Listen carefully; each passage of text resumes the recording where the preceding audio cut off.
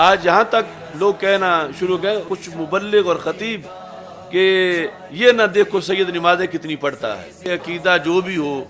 صرف سید ہونا دیکھو۔ تو نسب کا فائدہ برحق ہے اور عمل بھی ضروری ہے، یہ ہے صراط مستقیم اور اہل سنت کا عقیدہ۔ نسب کا فائدہ نہ ماننا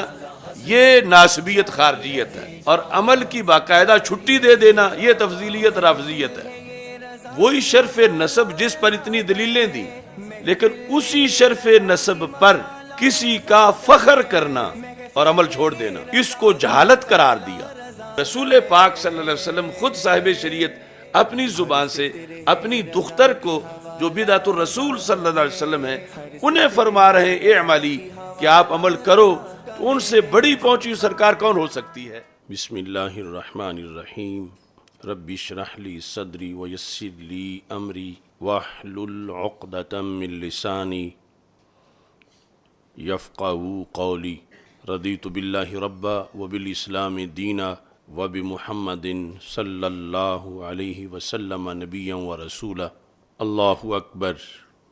اللہ اکبر، اللہ اکبر، لبیک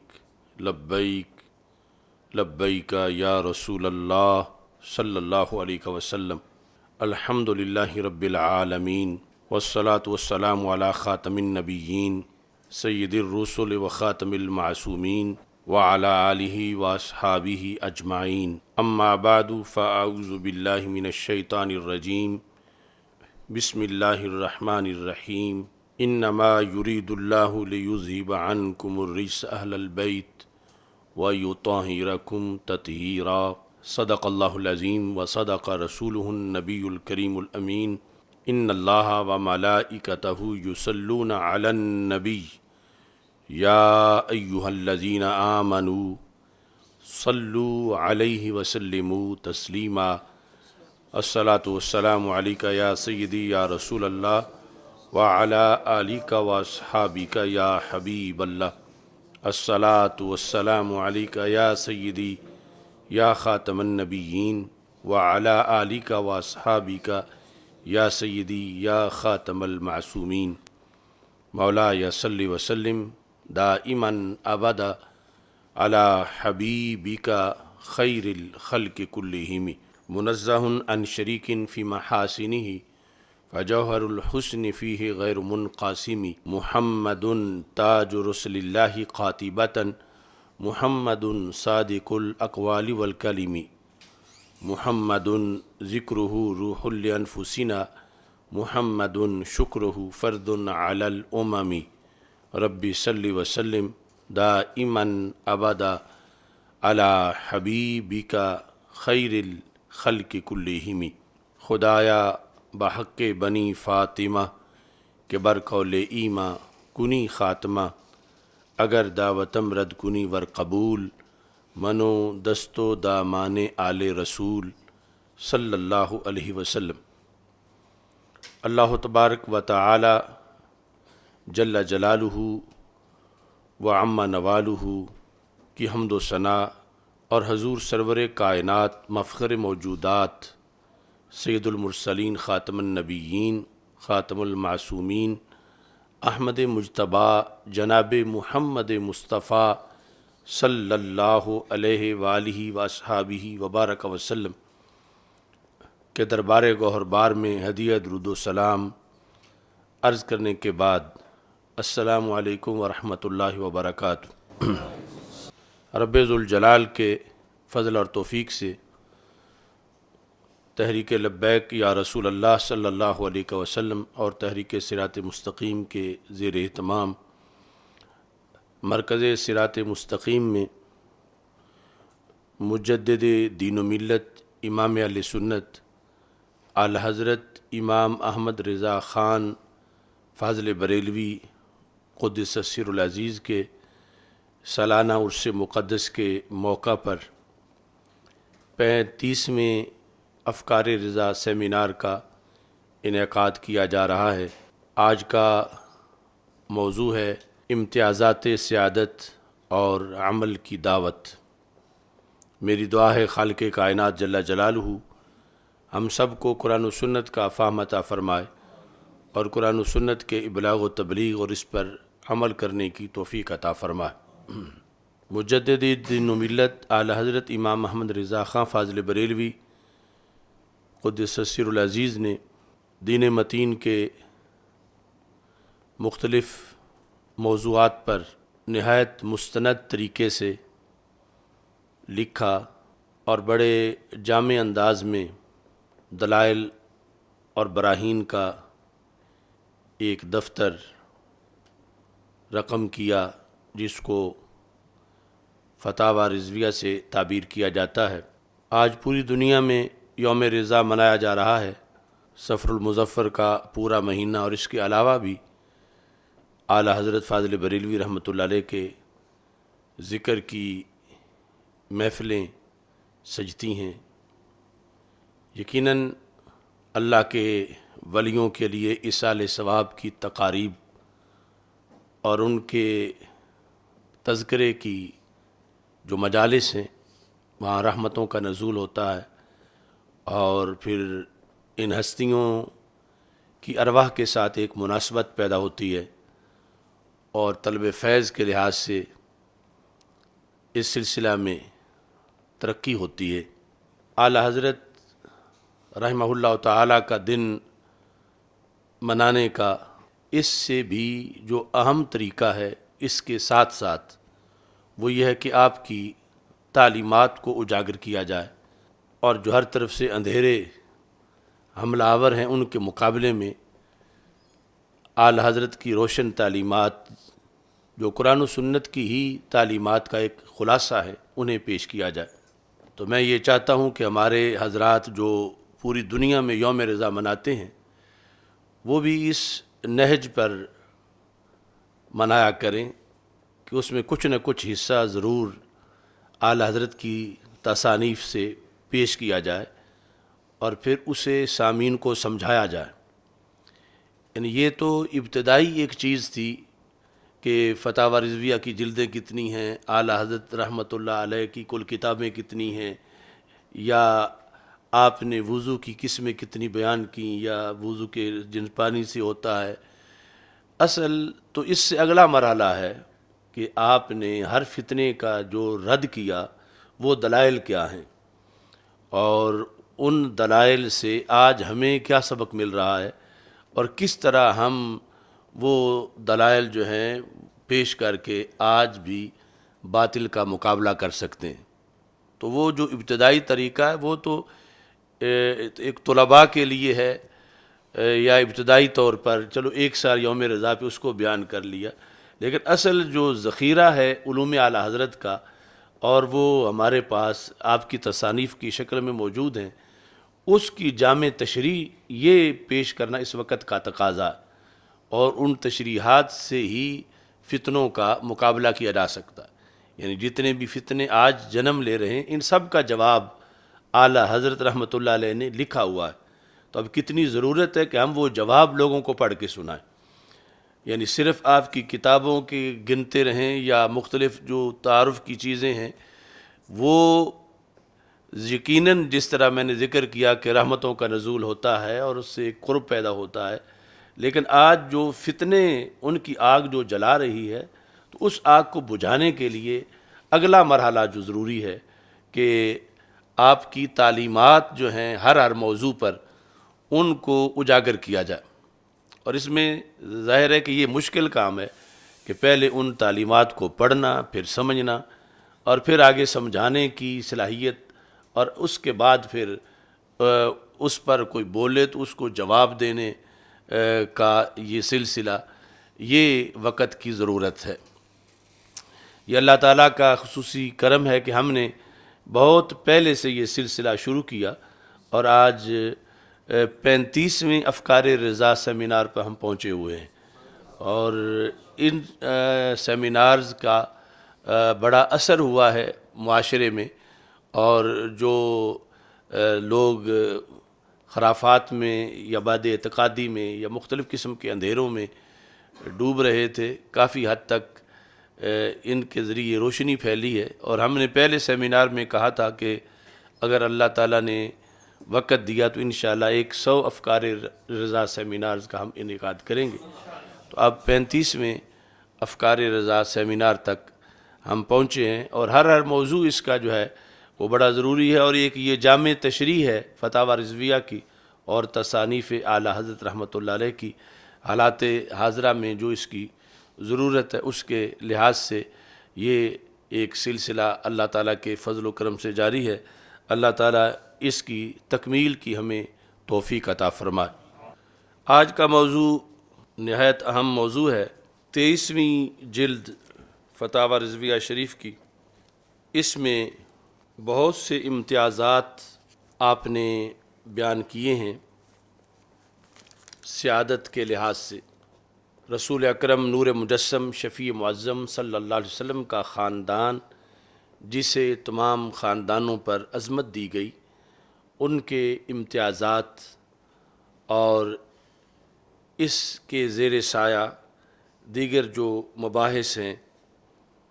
وہ اختصار کے ساتھ آج پیش کرنا ہمارا موضوع ہے۔ 23ویں جلد کے 216 صفحے پر اعلی حضرت فاضل بریلوی رحمۃ اللہ علیہ نے اس انتخاب کا ذکر کیا جو رب ذوالجلال نے رسول اکرم نور مجسم شفیع معظم صلی اللہ علیہ وسلم کے مقدس گھرانے کا کیا اور اس کی عظمت کو واضح فرمایا۔ بہقی کے اندر اور طبرانی اور دیگر کتابوں میں یہ موجود ہے کہ ہمارے آقا صلی اللہ علیہ وسلم ارشاد فرماتے ہیں، ان اللہ اختار من آدم العرب، کہ رب ذوالجلال نے بنی آدم میں سے عرب کو پسند کیا، واختار من العرب مدر، اور عرب میں سے رب ذوالجلال نے مدر قبیلے کو پسند کیا، ومن مدر قریشہ، اور مدر قبیلے سے اللہ تعالیٰ نے قریش کو پسند فرمایا، ان کو چنا، واختار من قریش بنی ہاشم، اور قریش قبیلے سے بنی ہاشم کا چناؤ کیا، واختارنی من بنی ہاشم، اور رسول پاک صلی اللہ علیہ وسلم فرماتے ہیں بنی ہاشم میں سے اللہ نے پھر مجھے چنا۔ تو اس طرح یعنی ایک خلاصہ آپ نے تاریخ عالم کا بیان کیا، اور نسل انسانی میں سے جو بنی ہاشم کی فضیلت ہے اس کو، اور پھر بنی ہاشم میں سے رسول اکرم نور مجسم شفیع معظم صلی اللہ علیہ وسلم کی فضیلت، اور آگے پھر آپ کی جو نسل پاک ہے اور خاندان مبارک ہے اس کی فضیلت نبی اکرم نور مجسم شفیع معظم صلی اللہ علیہ وسلم کے ذریعے سے۔ ایسے ہی دوسری حدیث شریف جس کو امام ترمذی نے روایت کیا، اس میں رسول پاک صلی اللہ علیہ وسلم کا فرمان ہے، ان اللہ تعالی خلق خلقہ، اللہ نے اپنی مخلوق کو پیدا کیا، فجعلہم فریقین، تو اللہ نے مخلوق کے 2 فریق بنائے، فجعلنی فی خیر الفریقین، تو ان 2 فریقوں میں سے جو سب سے شان والا فریق تھا اللہ نے وہ میرا فریق بنایا، یعنی جس جماعت میں میرا نور رکھا۔ ثم جعلہم قبائل، پھر اس بہترین فریق کو اللہ نے قبیلوں میں تقسیم کیا، فجعلنی فی خیر قبیلہ، تو اس کے قبیلوں میں سے جو سب سے افضل قبیلہ تھا اللہ تعالیٰ نے مجھے اس میں رکھا۔ ثم جعلہم بیوتا، اب یہاں قبیلے کے بعد آگے گھر بھی ذکر ہوئے، یہ لفظ بیت جو اہل البیت میں ہے اس کی بہترین وضاحت ہے کہ رب ذوالجلال نے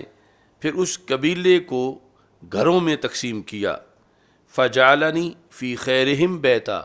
تو اس کے گھروں میں سے جو سب سے افضل گھر تھا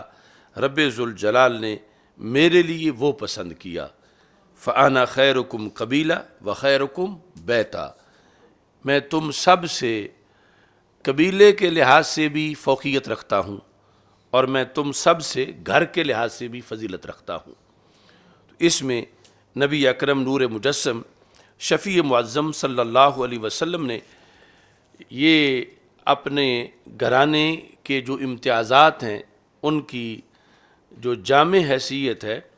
اس کو رسول پاک صلی اللہ علیہ وسلم نے بیان فرمایا۔ ایسے ہی اعلیٰ حضرت فاضل بریلوی رحمۃ اللہ علیہ نے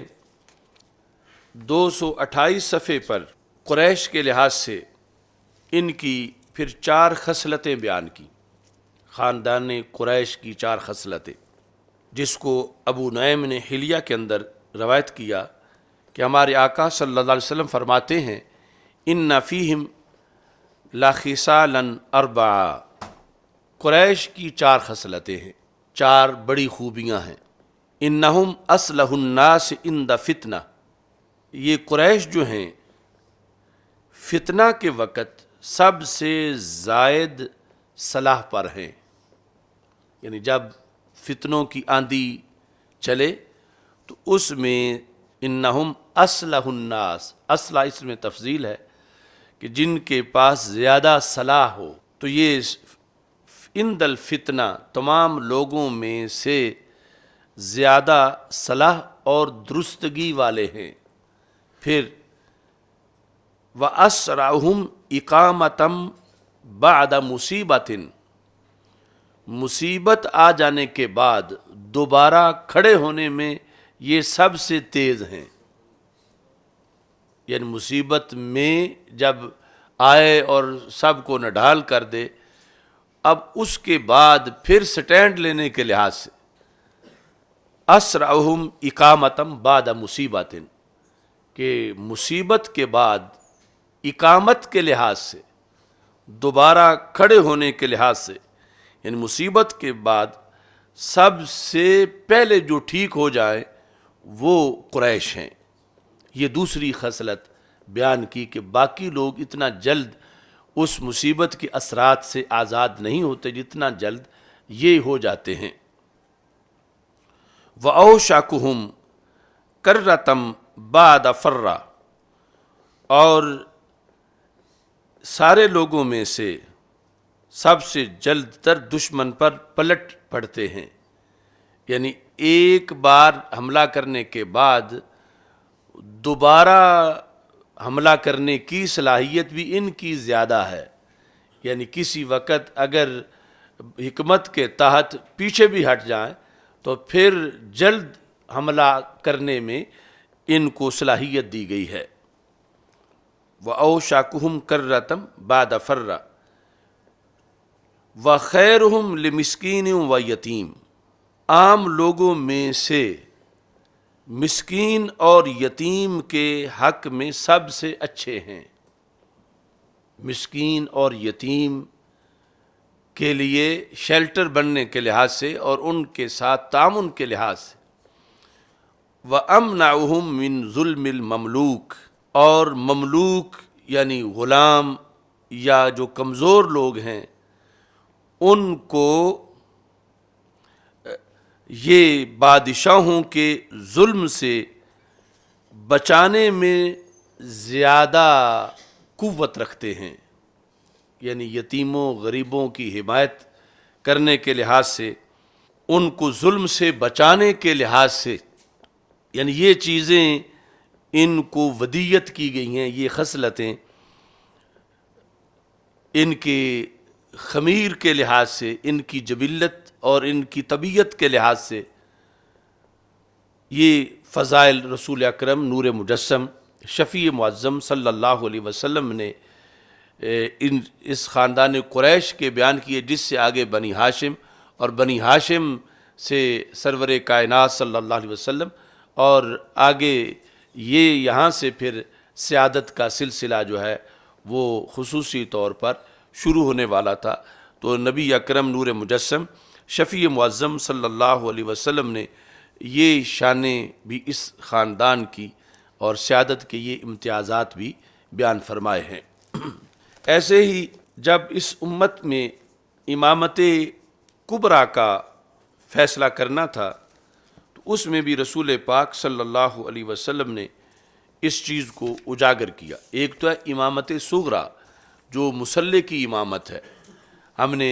پچھلے 34ویں سیمینار میں اس میں ذکر کیا کہ اس میں ترتیب میں جو اعلم ہے اس کو مقدم کیا گیا ہے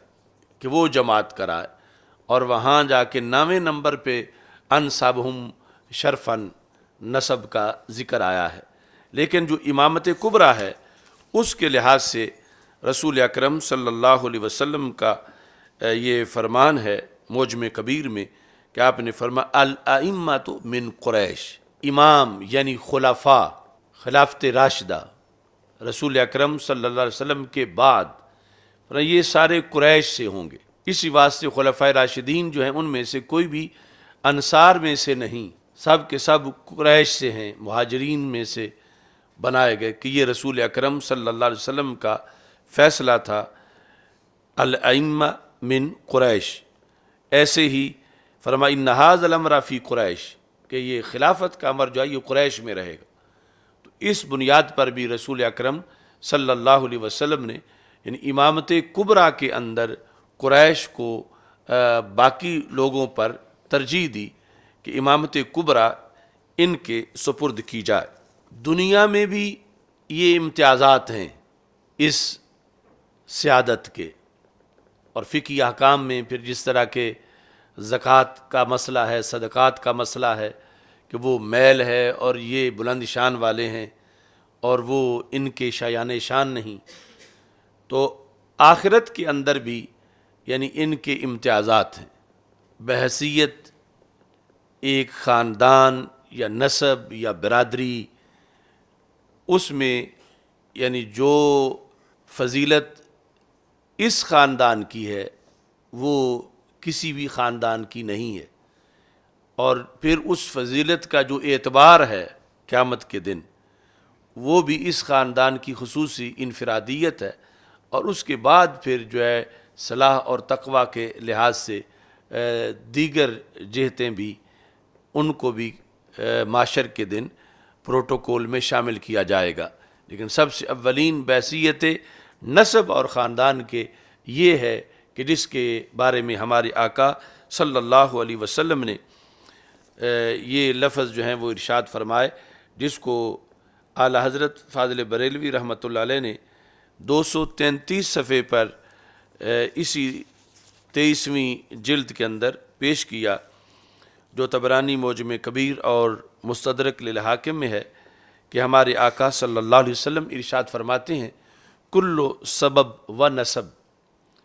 منقطع یوم القیامہ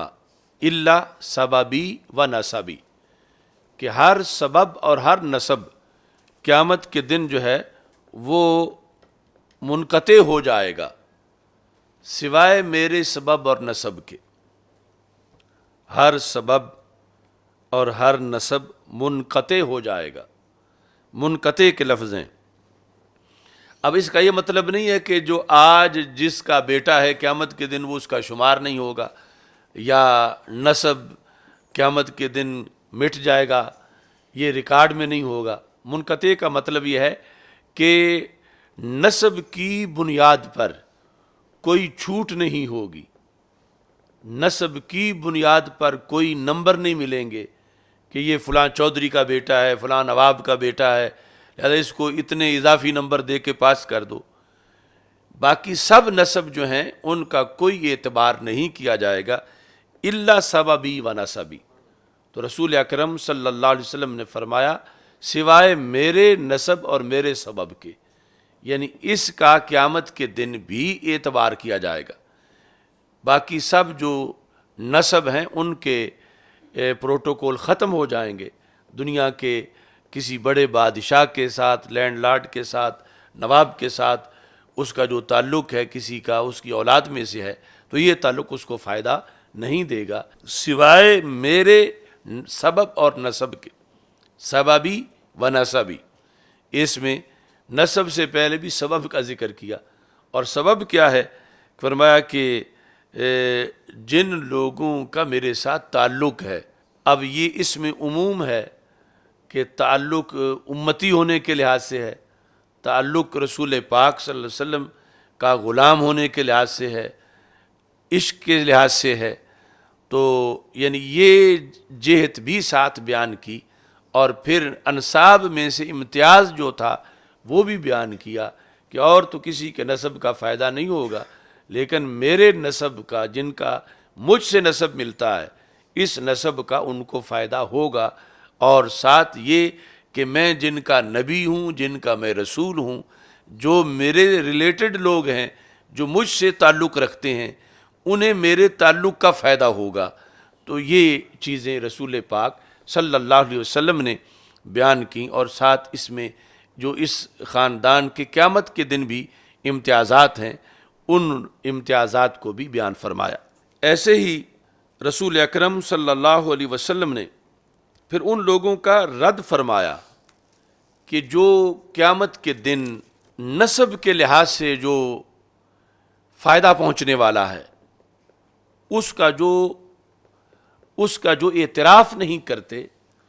ان لوگوں کا رسول پاک صلی اللہ علیہ وسلم نے رد فرمایا۔ یعنی یہ حقیقت واضح کر کے کہ میرے ساتھ جن کا نسب ملتا ہے، انہیں اس نسب کی بنیاد پر نوازا جائے گا، اور ساتھ جو ہے وہ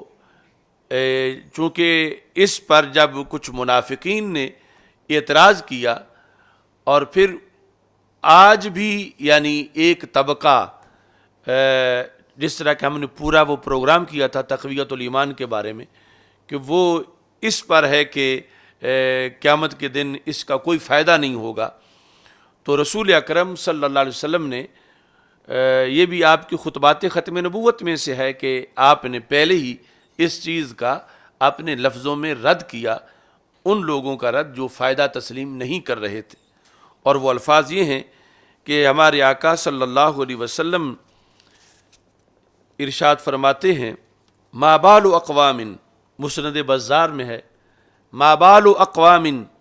یزعمون ان قرابتی لا تنفع،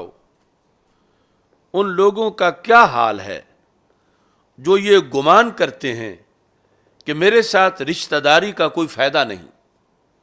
یعنی میرے ساتھ رشتے کا، میرے ساتھ نسبی طور پر قرب کا۔ اب اس قرابت میں یعنی جو رشتہ داری ہے رسول پاک صلی اللہ علیہ وسلم کی، وہ بھی، اور پھر آگے جو نسل پاک کے لحاظ سے سب کا تذکرہ اکٹھا ہے، کہ جو یہ سمجھتے ہیں کہ میری قرابت فائدہ نہیں دے گی، ان لوگوں کا کیا حال ہے۔ ما بال اقوام کا مطلب یہ ہے وہ ہوتے کون ہیں کہ یہ اعتراض کریں، ان کی حیثیت کیا ہے، ان کی مجال کیا ہے۔ یزعمون، وہ جو گمان کرتے ہیں، ان قرابتی لا تنفع، کہ میرے ساتھ جو قرابت ہے یہ فائدہ نہیں دے گی۔ اس پر فرمایا کل سبب و نسب منقطع یوم القیامہ الا نسبی و سببی، کہ ہر سبب اور ہر نسب قیامت کے دن منقطع ہو جائے گا مگر میرا نسب اور میرا سبب۔ فإنها موصولۃ فی الدنیا والآخرہ، فرمایا یہ جو میرے والا آسرا ہے جن لوگوں کا، جن کا میں وسیلہ ہوں، یا میرے ساتھ نسبی طور پر جن کا تعلق ہے، جو میرے ساتھ جن کی رشتہ داری ہے، قرابت ہے، فرمایا کہ ان کو یہ تعلق فائدہ دے گا، چونکہ یہ ٹوٹنے والا نہیں، یہ تعلق برقرار ہے دنیا میں بھی اور آخرت میں بھی۔ تو اس طرح نبی اکرم صلی اللہ علیہ وسلم نے اس مضمون کو بیان کیا، اور جو نسب کا فائدہ نہیں ماننے والے تھے ان کا خود رد کیا، اور ساتھ ہی سبب کا فائدہ جو نہیں ماننے والے ان کا بھی رد کیا۔ اور یہ یعنی بطور خاص جو اس میں انکار ہے وہ وہابیہ کی طرف سے ہے، خوارج اور نواسب کی طرف سے ہے، یعنی اس میں رسول اکرم صلی اللہ علیہ وسلم کا قیامت کے دن مشکل کشا ہونا، حاجت روا ہونا اللہ کی عطا کے ساتھ، اس کا وہ انکار کر رہے ہیں، اور ادھر رسول پاک صلی اللہ علیہ وسلم فرما رہے ہیں کہ جن کا میں سبب ہوں انہیں یہ وسیلہ کام آئے گا اور انہیں یہ فائدہ اس کا ہوگا، اور دوسری طرف جو نسب کے لحاظ سے بھی ان کی طرف سے انکار کیا جاتا ہے، اور ہمارے آقا صلی اللہ علیہ وسلم نے نسب کا جو فائدہ ہے اس کی فضیلت کو بیان کیا اور اس کا اثبات کیا۔ حقیقت میں یہ چونکہ موضوع ایسا ہے کہ جس کے باقی اکثر موضوعات کی طرف جس طرح صراط مستقیم جو ہے اس کے دائیں بائیں ایسی وادیاں ہیں جن سے اس کا امتیاز ہے، کیونکہ سیدھا رستہ درمیان میں ہوتا ہے اور کچھ غلط رستے ایک طرف ہیں کچھ دوسرے طرف ہیں. تو ایسے ہی یہ جو سیادت کا موضوع ہے اس کے اطراف میں بھی مختلف وادیاں ہیں. یعنی ایک طرف تو معاذ اللہ ڈائریکٹ تنقیص ہے نواسب اور خوارج کی طرف سے، اور دوسری طرف غلو ہے روافض اور تفضیلیہ کی طرف سے. پھر بعض غلو ایسے ہیں کہ جو غیر شرعی ہونے کے ساتھ ساتھ ان میں توہین بھی ہے، یعنی جن کی وہ بظاہر کہتے ہیں شان ہے، حالانکہ وہ شان نہیں بنتی بلکہ ان کی وہ توہین بنتی ہے. جس طرح کہ فتنہ حویلیہ میں وہ ان کے لیے زکوٰۃ اور صدقات کو بھی جائز قرار دیا گیا کہ یہ استعمال کریں، جبکہ ادھر رسول پاک صلی اللہ علیہ وسلم نے اہل بیت اطہار رضی اللہ تعالیٰ عنہ کے شایان شان اس کو نہیں سمجھا کہ یہ زکوٰۃ یا صدقات جو ہیں وہ لیں. تو یعنی ہر غلو غیر شرعی ہونے کے ساتھ ساتھ پھر اس میں کبھی ایسا بھی ہوتا ہے کہ وہ شان نہیں بلکہ الٹی تنقیص ہے. ایک تو غیر شرعی ہے اور جو غیر شرعی ہو وہ شان ہوتی نہیں، اور دوسرا کہ وہ شان بنتی نہیں بلکہ الٹا وہ تنقیص بن جاتی ہے. تو اس واسطے اہل سنت کو صراط مستقیم پہ چلتے ہوئے، اس کو بیان کرتے ہوئے، اس نظریے پر قائم رہتے ہوئے باقی بھی بہت ہزاروں ایسے مقامات ہیں اطراف کے جانبین سے بچاؤ کے، اور ایسے ہی یہ بھی کہ یہاں بھی صراط مستقیم پہ چلنا بڑا حساس ہے اور اس کی بڑی پرہیز ہے، اور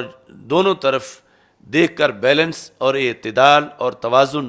یہ ساری چیزیں نہایت ضروری ہیں. یعنی گویا کہ فکری پل صراط ہے کہ جس پر بڑے احتیاط سے آگے بڑھنا ہے تاکہ وہ جو منشاء رسول صلی اللہ علیہ وسلم ہے اور اللہ کی جو مرضی ہے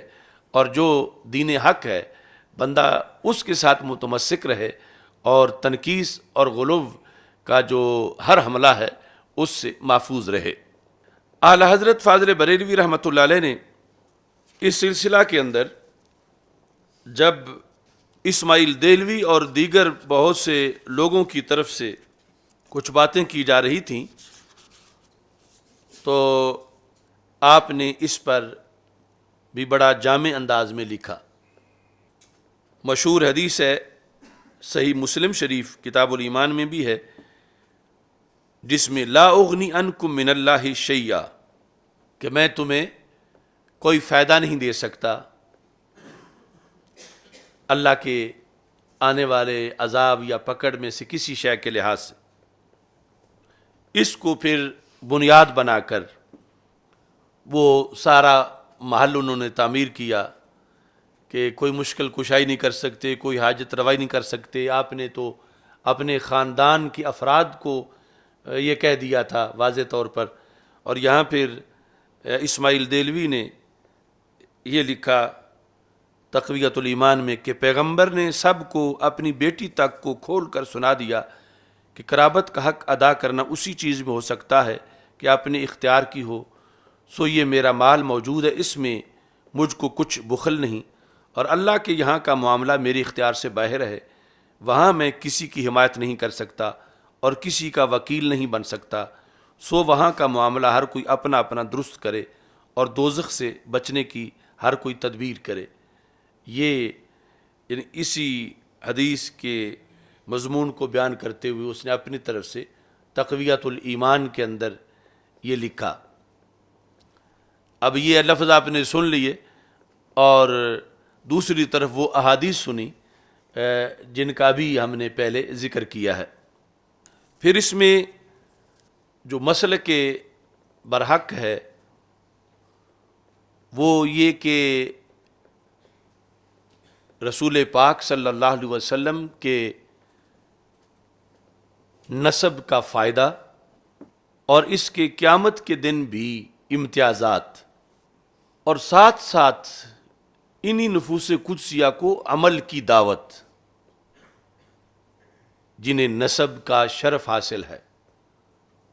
اب دو جہتیں جن کے درمیان صراط مستقیم ہے، وہ یہ ہے کہ نسب کا فائدہ ثابت ہے، اس کا انکار گمراہی ہے، جس طرح تقویت الایمان یا دیگر سلسلہ میں کیا گیا۔ دوسری طرف نسب کے فائدے کا یہ مطلب نہیں کہ یہ جن کو رسول پاک صلی اللہ علیہ وسلم کے نسب کا شرف حاصل ہے انہیں عمل کی ضرورت نہیں، یا ان کے لیے عمل کی دعوت نہیں، ان کے لیے عمل ضروری نہ سمجھنا اور عمل کی دعوت ان کے لیے ناجائز سمجھنا، یہ بھی اہل سنت کا طریقہ نہیں۔ یعنی اہل سنت کا طریقہ جو امتیازات سیادت کے ہوتے ہوئے پھر بھی یعنی عمل کی ویلیو، عمل کا ضروری ہونا اور عمل کی جو دعوت ہے اس کا اہتمام ہونا، یہ شریعت مصطفیٰ صلی اللہ علیہ وسلم کا تقاضا ہے۔ اور اعلی حضرت فاضل بریلوی رحمۃ اللہ علیہ کی یہ جامعیت ہے کہ آپ نے خود ہی ساری چیزیں ان کو سامنے رکھ کر پھر تطبیق کی ہے، بیلنس کیا ہے اور بتایا ہے کہ حق کیا ہے۔ یہ جو بات مطلقاً لا اغنی عنکم من اللہ شیئا کی جا رہی تھی، تو اس پر اراۃ الادب لفاضل النسب ایک پوری کتاب لکھی اعلی حضرت فاضل بریلوی رحمۃ اللہ علیہ نے، جس کا مطلب ہے کہ اچھے نسب والے کو ادب کا رستہ دکھانا۔ تو آپ نے اس میں جو نسب کی فضیلت ہے مطلقاً اس کو بیان کیا، اور پھر اس میں خصوصی طور پر جو نسب رسول صلی اللہ علیہ وسلم کی فضیلت ہے پھر اس کو بیان کیا، کیونکہ مطلقاً نسب میں حدیث شریف کے اندر حاجی کا جو خاندان ہے اس کے بارے میں حاجی کی شفاعت، حافظ کی شفاعت، اور کان ابوہما صالحا اس کے تحت، اور اس طرح کی بہت سی چیزیں، پھر جن کا نسب سیدنا صدیق اکبر رضی اللہ تعالیٰ عنہ سے ملتا ہے، سیدنا فاروق اعظم رضی اللہ تعالیٰ عنہ سے ملتا ہے، یا مقدس ہستیوں سے، اور پھر سب سے بڑھ کر پھر جو نسب رسول صلی اللہ علیہ وسلم ہے اس کے لحاظ سے آپ نے دلائل دیے، اور اسی طبقے کو جھنجھوڑا کہ تم جب حج کی فضیلت بیان کرتے ہو تو اس وقت تم حاجی کے لحاظ سے یہ ساری چیزیں جو ہیں وہ بیان کرتے ہو کہ اس کا اتنا فائدہ ہوگا، اور اس بنیاد پر حافظ جو ہے اس کو کس انداز میں اپنی ذریت اور خاندان کے لحاظ سے کوٹا دیا گیا ہے، تو اتنا جو بڑا منصب ہے یہاں آ کے یہ چیز کیوں بھول جاتے ہو؟ مثلا ادھر جو ہے وہ مسند بزار میں ہے الحاج جو یشفع فی 400 من اہل البیت او قال من اہل بیتہ، کہ حاجی اپنے اہل بیت میں سے، ایک حاجی کا اہل بیت ہے، اس میں سے 400 کی سفارش کرے گا، تو سفارش سے کیا ہوگا؟ فائدہ ہوگا، سفارش سے جنت ملے گی۔ اب یہ حاجی کا منصب ہے، اور من قرأ القرآن فاستظہرہ فأحل حلالہ وحرم حرامہ ادخلہ اللہ بہ الجنہ وشفعہ فی عشرۃ من اہل بیتہ کلہم قد وجبت لہ النار، کہ جس نے قرآن پڑھا اسے اچھی طرح یاد کیا، پھر اس کے حلال کو حلال قرار دیا اور حرام کو حرام، یعنی عملاً اس پہ وہ قائم رہا زندگی بھر، اللہ اسے اس وجہ سے جنت میں داخل کرے گا، اور ساتھ کیا ہے؟ اللہ اس کی سفارش قبول کرے گا اس حافظ قاری عالم کی، کس میں؟ 10 افراد کے بارے میں، کون سے 10؟ من اہل بیت ہی، جو اس کے اہل بیت میں سے ہوں گے، ایسے کہ کلہم قد وجبت لہ النار، ان میں سے مسلمان تو وہ سارے تھے لیکن اپنے عمل کی بنیاد پر انہیں جہنمی قرار دیا گیا تھا کہ یہ جہنم میں کچھ وقت رہیں گے اور پھر سزا لے کے واپس آئیں گے۔ مگر جب اس کی سفارش آ گئی اپنے اہل بیت کے افراد کے لیے حافظ کی، جس میں یہ شرطیں پائی گئیں کہ اس نے زندگی بھر قرآن کے حلال پر عمل کیا، حرام سے اجتناب کیا، تو وہ جن پر جہنم واجب تھی بدعملی کی وجہ سے انہیں نہیں بھیجا جائے گا، تو سفارش کام آ گئی۔ تو اس طرح کر کے دلائل، یہ میں نے ایک جھلک پیش کر کے اعلی حضرت فاضل بریلوی رحمۃ اللہ علیہ نے یہاں بڑے جامع جملے لکھے جو 243 صفحے پر موجود ہیں 23ویں جلد میں۔ آپ فرماتے ہیں جب عام صالحین کی صلاح، یہ اس طرح حجی کا ذکر کیا، عام صالحین کی صلاح ان کی نسل و اولاد کو دین و دنیا و آخرت میں نفع دیتی ہے، تو صدیق و فاروق، عثمان و علی، جعفر و عباس رضی اللہ تعالیٰ عنہم و انصار کرام رضی اللہ تعالیٰ عنہم کی صلاح کا کیا کہنا؟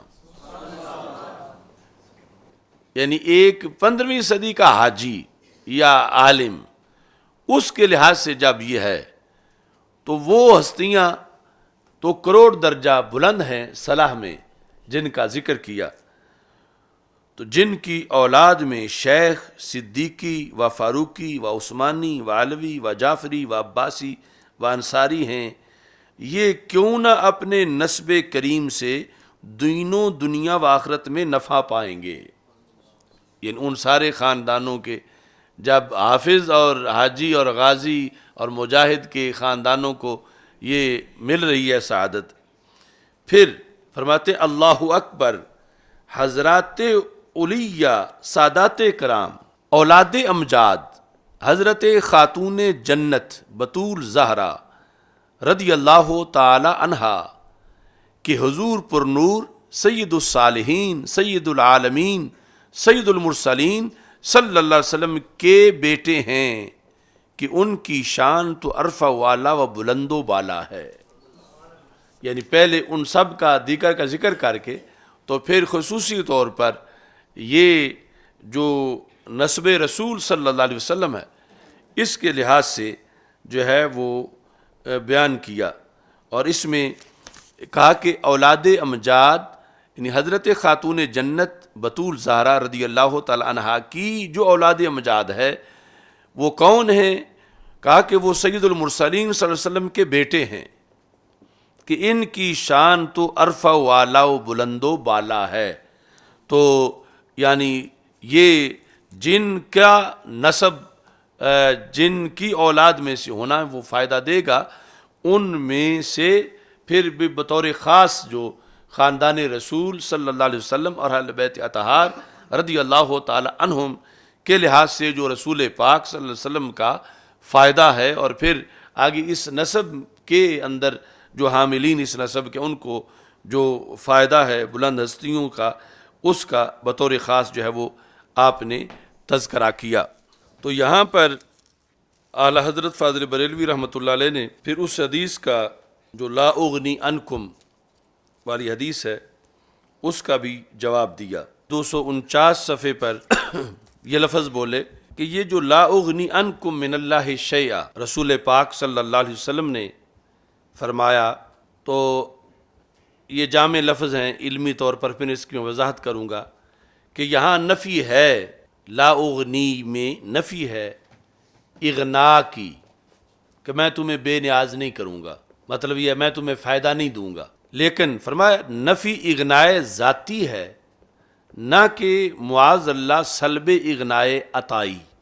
کہ اغنا کی دو قسمیں ہیں، بے نیاز کرنے کی دو قسمیں ہیں، فائدہ پہنچانے کی دو قسمیں ہیں۔ ایک ہے اللہ کی عطا کے بغیر ذاتی طور پر فائدہ پہنچانا، اور دوسرا ہے اللہ کی عطا سے فائدہ پہنچانا۔ تو حدیث میں جو ہے وہ نفی اغنائے ذاتی کی ہے، اغنائے ذاتی کہ رب کے اذن کے بغیر اور اس کی عطا کے بغیر میں ذاتی طور پر تمہیں فائدہ نہیں پہنچاؤں گا۔ اور جو اس بات یہاں ہے وہ عطائی طور پر فائدہ پہنچانے کا، اور ہمارا مسلک بھی ہے عطائی طور پر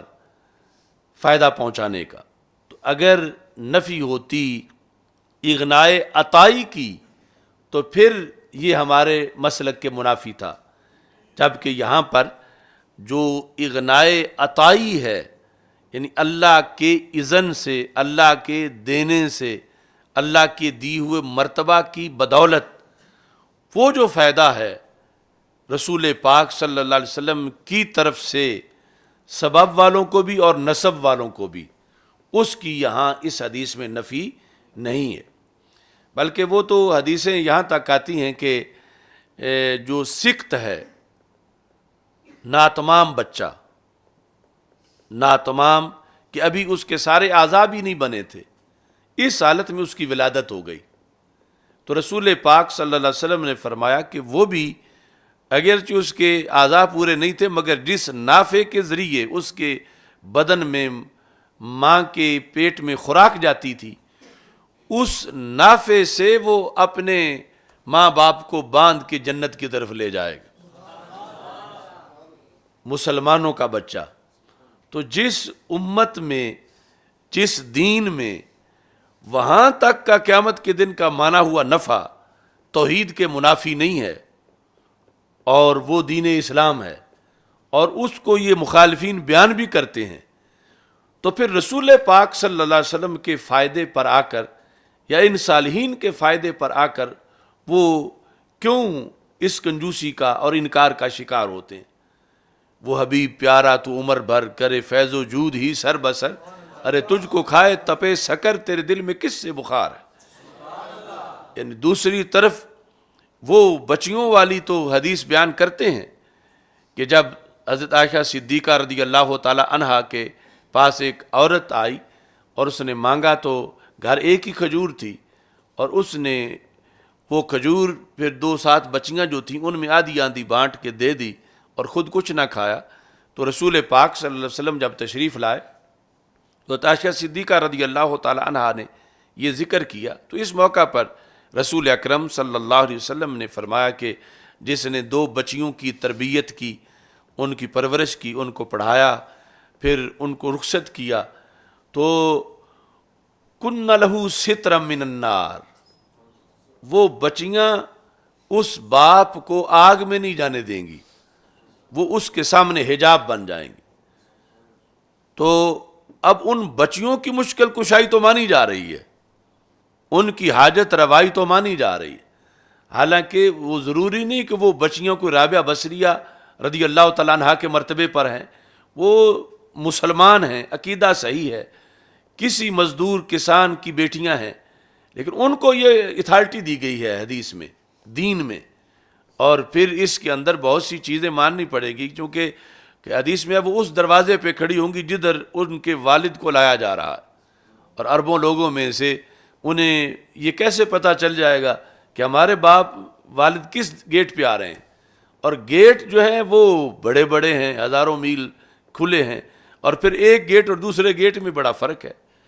اور پھر قیامت کی ہولناکیاں اور پھر فرشتوں کا دبدبہ، لیکن وہ جس کو گرفتار کر کے فرشتے جہنم کی طرف لے جا رہے ہیں، اس بیٹی میں اتنی پاور ہوگی کہ جب یہ ہاتھ پکڑے گی اپنے ابا جی کا تو فرشتے چھڑا نہیں، وہ نہیں کہیں گے پیچھے ہٹو یہ تو ہم نے جہنم میں لے جانا ہے، کہ انہیں پہلے اللہ تعالیٰ کی طرف سے یہ سمجھا دیا گیا ہوگا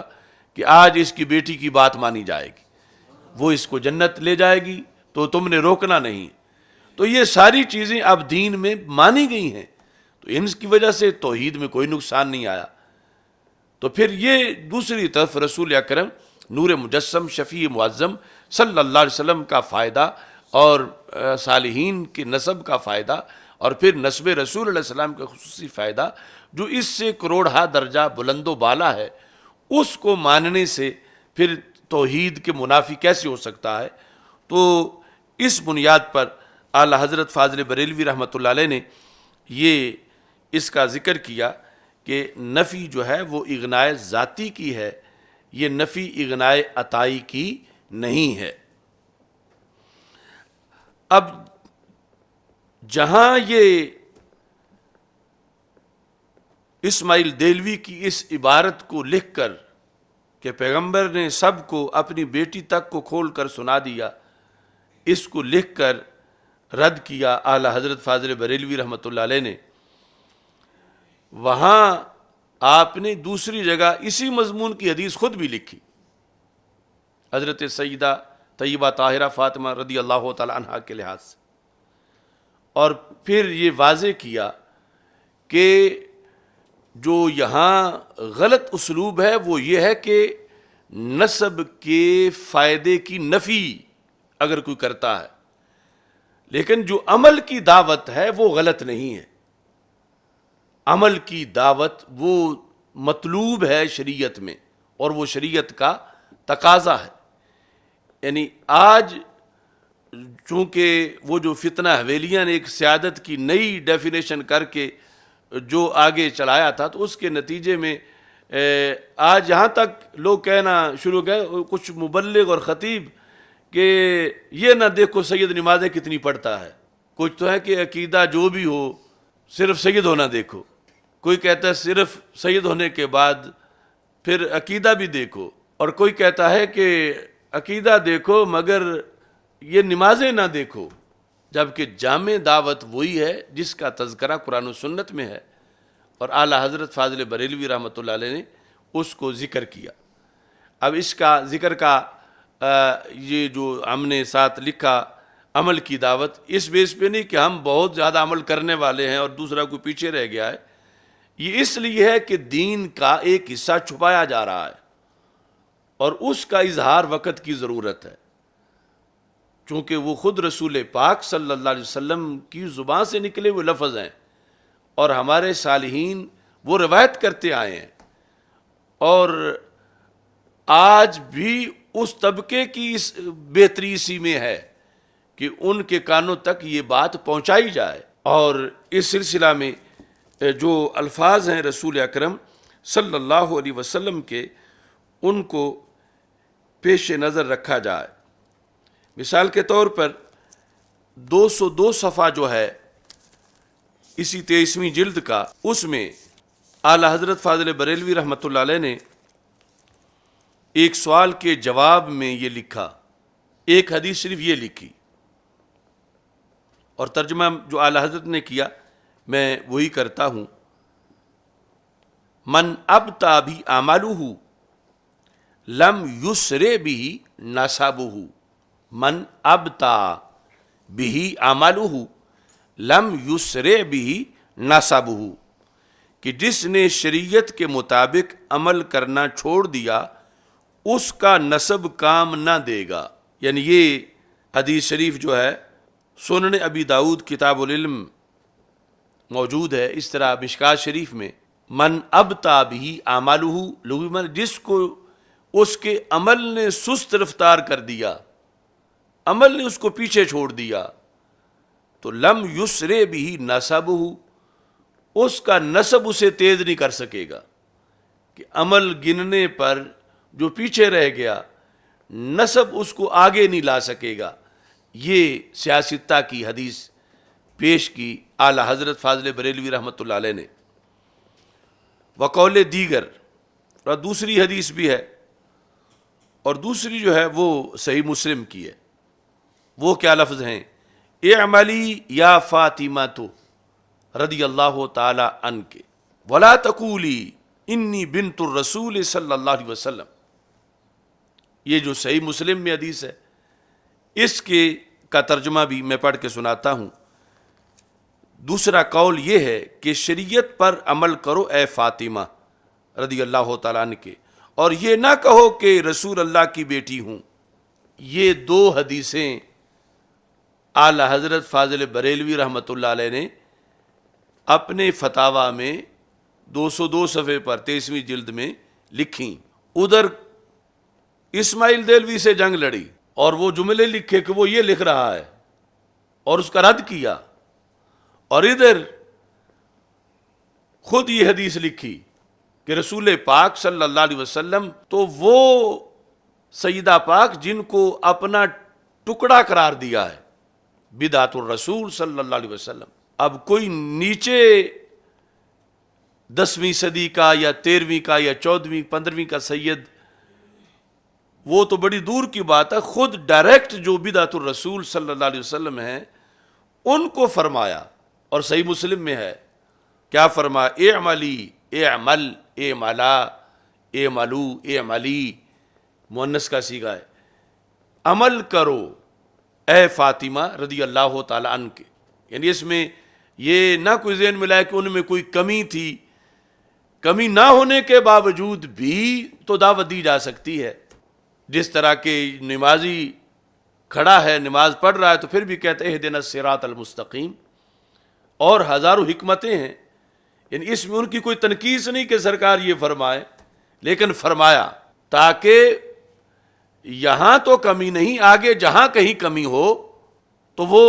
یہ سمجھیں کہ ہمارے نانا جی کا اور رسول معظم صلی اللہ علیہ وسلم کا کیا فرمان ہے, اور ہم نسل در نسل اتنی صدیاں بعد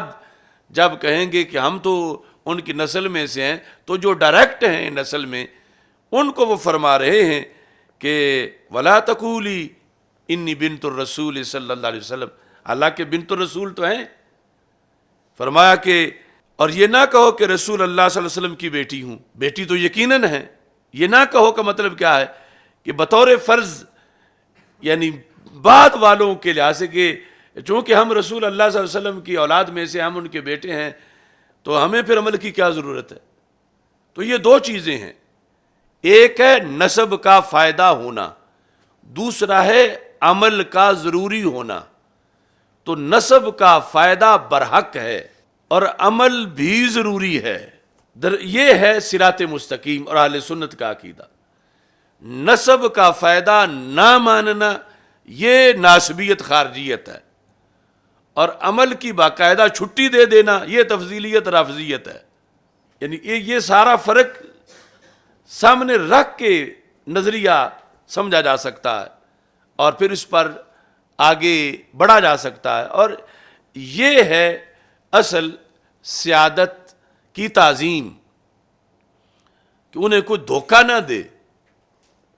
یعنی آج یہ تقریریں کہ یہ نہ دیکھو یہ نمازیں کتنی پڑھتے ہیں, تو اس میں انہیں دھوکہ دیا جا رہا ہے کہ باقی امت پر تو نمازیں فرض ہیں اور تمہارے لحاظ سے کوئی نہ دیکھے. تو عمل کے لحاظ سے کسی کے بارے میں چھٹی کا گمان کرنا, اس پر حضرت مجدد الفیسانی رحمۃ اللہ علیہ نے بڑا اہم لکھا ہے.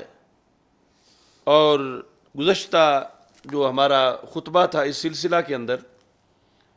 سجادہ نشینی کے جو فرائض بیان کیے, اس میں بھی اس چیز کو بیان کیا کہ مجدد صاحب جو ہیں انہوں نے یہ لکھا, یہ جلد نمبر 1 ہے, صفحہ نمبر 16 ہے, حصہ چہارم کا. آپ نے مطلقاً پیر عارف سید ہوں یا نہ ہوں ان کے لحاظ سے آپ نے یہ لکھا. آپ فرماتے ہیں کہ ازیں جا کسے گمان نہ کند کہ عمل عارفاں محض از برائے تقلید طالباں و عارفاں را بعمل احتیاج نیست. جس وقت آپ نے کہا نا کہ جو عارف ہیں انہیں اس لیے بھی عمل کرنا چاہیے کہ لوگ ان کو دیکھ کے عمل کریں, اور اس سے یہ نہ سمجھے کہ انہوں نے پھر اس لیے کرنا ہوتا ہے کہ لوگ عمل کریں اور انہیں خود تو ضرورت نہیں, یہ پہنچی ہوئی سرکار ہیں. پر یہ گمان نہ کیا جائے. اگر کوئی کرتا ہے تو یہ کتنی بڑی غلطی ہے کہ فلاں ہستی کو اب عمل کی ضرورت نہیں, وہ سید ہو یا غیر سید. تو آپ لکھتے ہیں کہ این خود عین الہاد و زندقاست, کہ یہ سمجھنا کہ فلاں کو عمل کی ضرورت نہیں, یہ زندیقیت ہے, یہ الہاد ہے, یہ بے دینی ہے. تو ہر بندے کو عمل کی ضرورت ہے, وَاعْبُدْ رَبَّكَ حَتَّى يَأْتِيَكَ الْيَقِينُ، کب تک؟ جب تک موت نہ آ جائے۔ تو اتنا اہم ہے یعنی عمل کا ہونا ان بڑی ہستیوں کے لیے جن کو عارفین سے مجدد صاحب نے تعبیر کیا۔ اور اعلیٰ حضرت فاضل بریلوی رحمۃ اللہ علیہ نے یہاں یہ حدیثیں لکھی تو ان کا مطلب ترجمہ تو میں نے بتایا، دلیل اس سے آپ نے کیا اخذ کی ان دو حدیثوں، اور پھر ان میں سے ایک کا کہ مضمون لا اغنی کے لحاظ سے آگے ہم نے اس کی وضاحت کر دی، جو دوسری ہے لم یسرے بھی نسبہ، اس کی وضاحت بھی آپ نے خود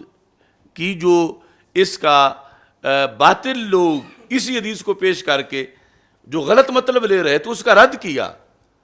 لیکن دعوت عمل میں خود اس کو پیش کیا، دعوت عمل میں خود اسے پیش کیا، چونکہ حدیث تو غلط نہیں، اس سے کوئی مطلب غلط نکالتا ہے، اس غلط مطلب کو رد کیا اور جو صحیح مطلب تھا اسی کے لیے خود اس حدیث کو پیش کیا۔ اب آپ نے یہ دونوں حدیثیں پیش کر کے فارسی میں لکھتے ہیں بآلا صوت ندا کند، بآلا صوت ندا کند، کہ یہ دونوں حدیثیں بلند آواز سے ندا کر رہی ہیں۔ کیا ندا کر رہی ہیں؟ کہ شرافت نسب، کہ اکثر جہال بسبب جہالت و حماقت و از عدم واقفیت حالات بزرگان دین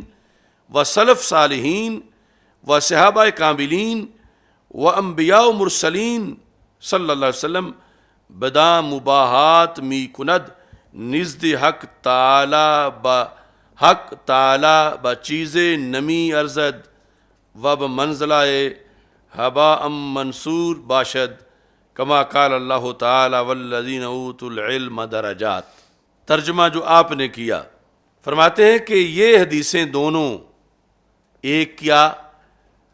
من ابتا بھی عملہ لم یسر بھی نسب، ایک یہ حدیث، اور دوسری ولا تقولی اعملی یا فاطمہ تو رضی اللہ تعالیٰ عنہ ولا تقولی انی بنت الرسول صلی اللہ علیہ وسلم، یہ دونوں حدیثیں بلند آواز سے یہ فرمان اعلان کر رہا ہے کہ شرافت نسب، درمیان میں اب ایک جملہ معترضہ کے طور پر ہے، آگے حکم ہے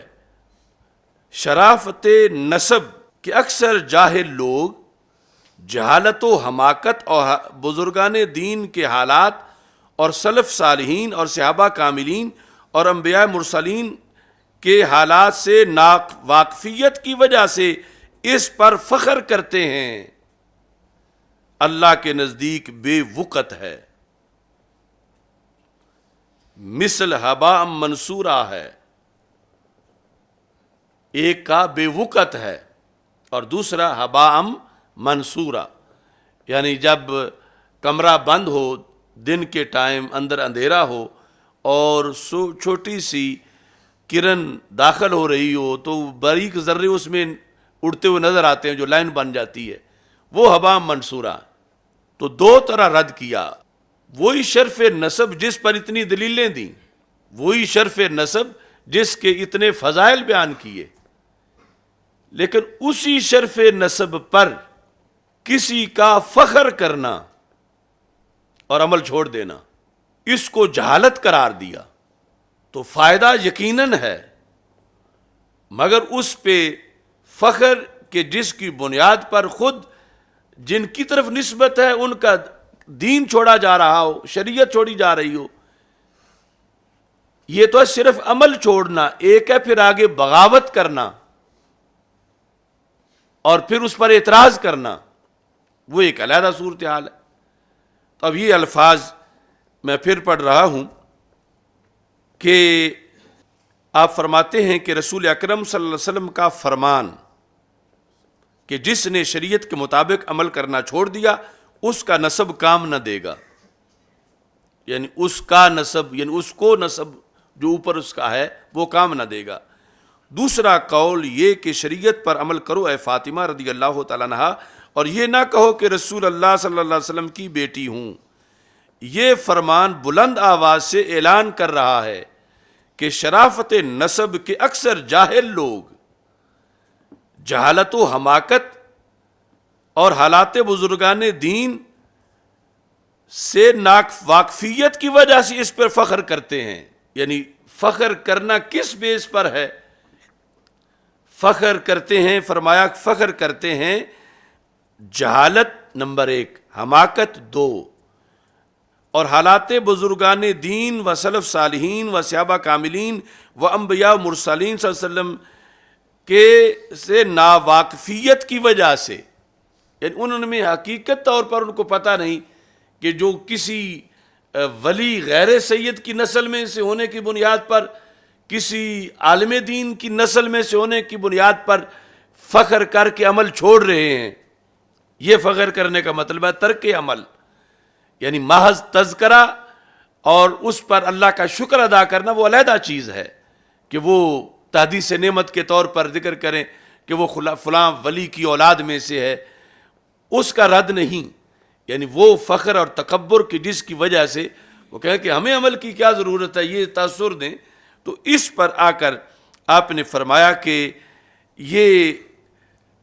جہالت، حماقت اور ان ہستیوں سے ناواقفیت کی وجہ سے فخر کرتے ہیں. یہ جو فخر کرتے ہیں یہ کیا چیز ہے؟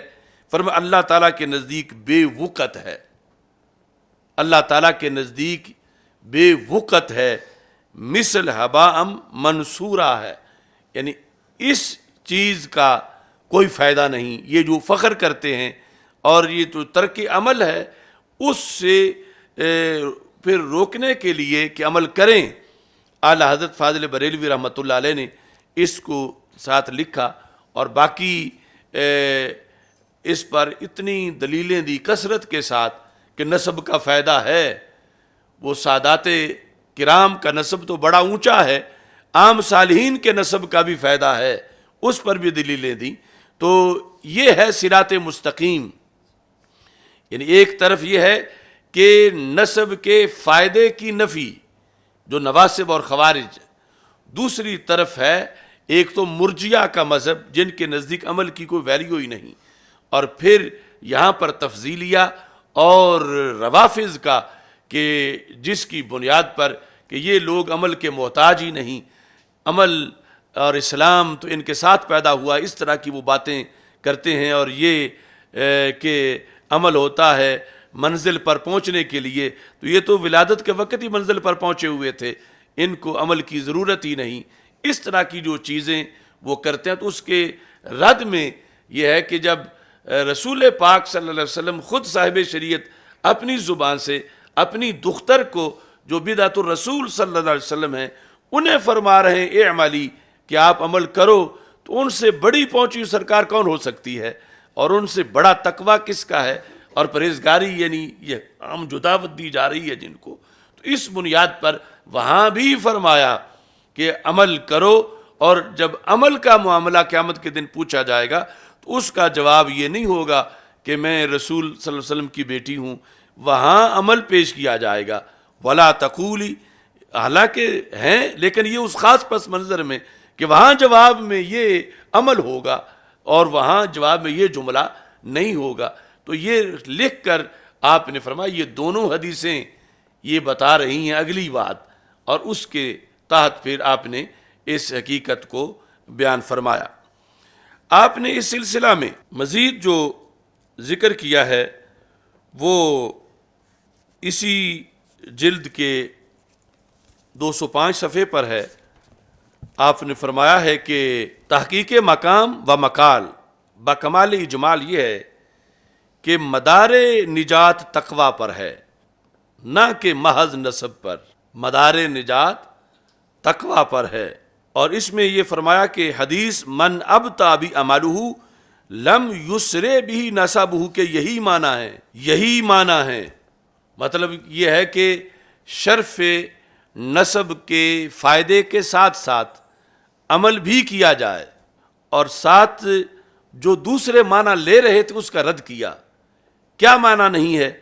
نہ یہ کہ فضل نسب شرن محض باطل و مہجور و حباء منصور،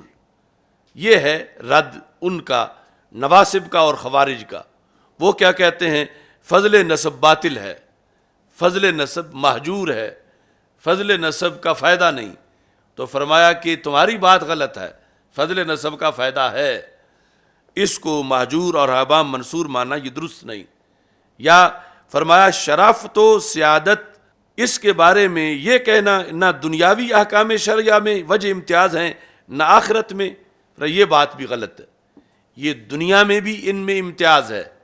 شرافت سیادت کی بنیاد پر یا شرافت و سیادت کی بنیاد پر، اور آخرت میں بھی اس کا فائدہ ہے. اور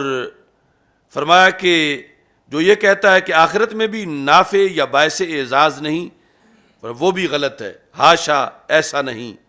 بلکہ شرع مطہر نے متعدد احکام میں فرق نسب کو معتبر رکھا ہے، اور سلسلہ طاہرہ ذریت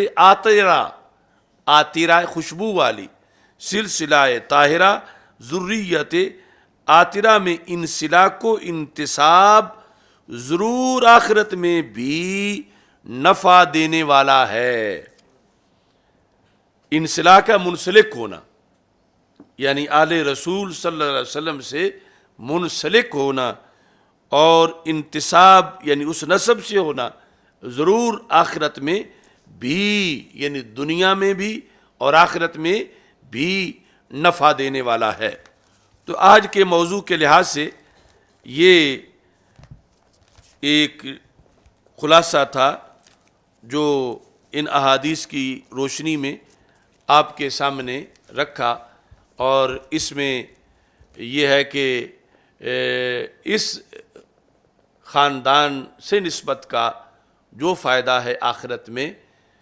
وہ اور کسی خاندان سے نسبت کا فائدہ، اور نسبت سے مراد محض نسبت نہیں، حقیقی طور پر اس کا ہونا. اور باقی صالحین کا پھر درجہ بدرجہ جو ہے وہ پھر اولاد صحابہ رضی اللہ تعالیٰ عنہ میں، پھر بعد میں دیگر صالحین ہیں. یعنی یہ یقیناً فائدہ ہے، مگر اس فائدے کا یہ مطلب نہیں ہے کہ عمل کو ترک کیا جائے اور عمل کی چھٹی کی جائے، یہ ہرگز جائز نہیں ہے. اور وہاں یعنی خود رسول پاک صلی اللہ علیہ وسلم نے اولین ہستیوں کو عمل کا حکم دیا ہے. باقی جو خلاصہ یہ بنا کہ یعنی اگر عقیدے کے لحاظ سے کوئی جو نسبت سیادت رکھتا ہے اس میں بگاڑ آ جاتا ہے، مگر وہ بگاڑ ابھی حد کفر تک نہیں پہنچا ہوا، تو اس وقت تک تعظیم جو ہے وہ باقی رہے گی. جب وہ بگاڑ حد کفر تک پہنچ جائے گا تو پھر اعلی حضرت نے لکھا کہ وہ جس وجہ سے تعظیم تھی وہ وجہ ہی ختم ہو جائے گی، یعنی سیادت ہی نہیں سمجھی جائے گی، سیادت منقطع ہو جائے گی. ولدیت منقطع نہیں ہوگی، سیادت منقطع ہو جائے گی. یہ بڑا باریک فرق ہے. پھر سیادت ہی نہیں رہے گی کہ جس وجہ سے سید کی تعظیم کی جاتی ہے. اور اس میں جو بد مذہبیت کی حد تک تعظیم ہے وہ جب تک حد کفر تک نہ پہنچی ہو، اور یہ کہ جب خود اس کی بد مذہبیت حد کفر تک تو نہیں پہنچی ہوئی، مگر وہ اس سے بڑھ کر آگے خود حق پر اعتراض شروع کر دے یا مسلک اہل سنت پر تان شروع کر دے، اور جس وجہ سے اور لوگ بھی گمراہی کی لپیٹ میں آ رہے ہوں، بد مذہبیت کی تبلیغ شروع کر دے، تو اس کا حکم وہ نہیں رہے گا جو محض بد مذہب کا ہے. اور ایسی جس وقت وہ صحابہ رضی اللہ تعالیٰ عنہ میں سے کسی پر تان کرے گا تو تان کی بنیاد پر پھر وہ سیادت منقطع ہو جائے گی جس کی وجہ سے اس کی تعظیم لازم تھی. اللہ تعالی ہم سب کو قرآن و سنت کے فرامین اور دین متین کی ان تشریحات پر عمل کرنے کی توفیق عطا فرمائے. وآخر دعوایا ان الحمد للہ رب العالمین. ایک بار الحمد شریف 3 بار کرسی پڑھ کے اعلیٰ حضرت فاضل بریلوی رحمۃ اللہ علیہ کے لیے پیش کریں. الحمد للہ رب العالمین والعاقبۃ للمتقین والصلاۃ والسلام علی رسولہ الکریم. اللہم احفظنا بالاسلام قائمین واحفظنا بالاسلام قائدین